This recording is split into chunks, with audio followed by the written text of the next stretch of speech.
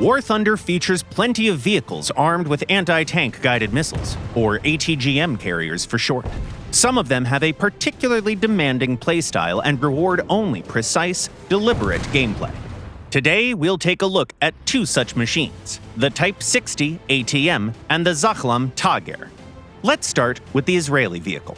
The first thing that stands out is its 4 ready-to-fire missiles. However, the machine's internal reserves are limited to just 2 ATGMs, and the only way to replenish them is via ammo boxes or capture points. Survivability is poor, but this is largely offset by the favorable placement of the optics and launchers. This is not a vehicle for brawling. Stay away from the main fight and use terrain to stay concealed. The half-track chassis is fairly mobile, so reaching a good firing position isn't an issue. The sight layout allows you to hide almost the entire vehicle, exposing only the gunner's optics and a small portion of the missiles. With its generous launcher depression, the Zachlam can turn almost any ridge into solid cover. Your priority targets are heavily armored vehicles that are difficult to deal with using conventional shells. These opponents are usually slow, which works in your favor. Once a missile is launched, guidance is fully manual using the keyboard. It may sound intimidating, but it's easy to get used to.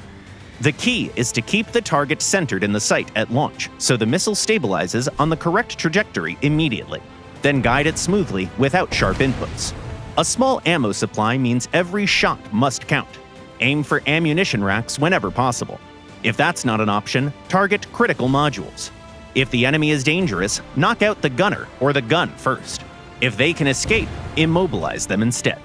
Don't linger in one spot. The missile's smoke trail gives away your position instantly.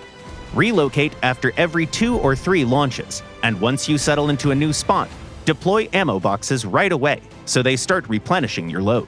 And don't forget active scouting. If you can't finish a target yourself, help your teammates do it.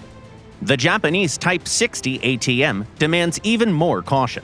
Its total ammo load is the same as the Zachlam's, but only 2 missiles are ready to fire at any given time.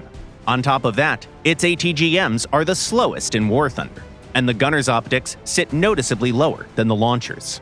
This often leads to situations where you fire a missile and the enemy casually drives off into cover, unaware that they were ever under threat. That said, the low speed gives these missiles surprisingly good maneuverability. It's a good idea to always have a backup target, or at least a backup direction where you can redirect a missile that's already in flight. Because of the launcher and the optics placement, you'll often have to expose part of the hull to fire. Even so, the Japanese vehicle is more survivable than its Israeli counterpart, thanks to a spacious crew compartment, a front-mounted engine, and a 6-man crew. Tell us in the comments which demanding vehicles you enjoy the most, and good luck on the battlefield.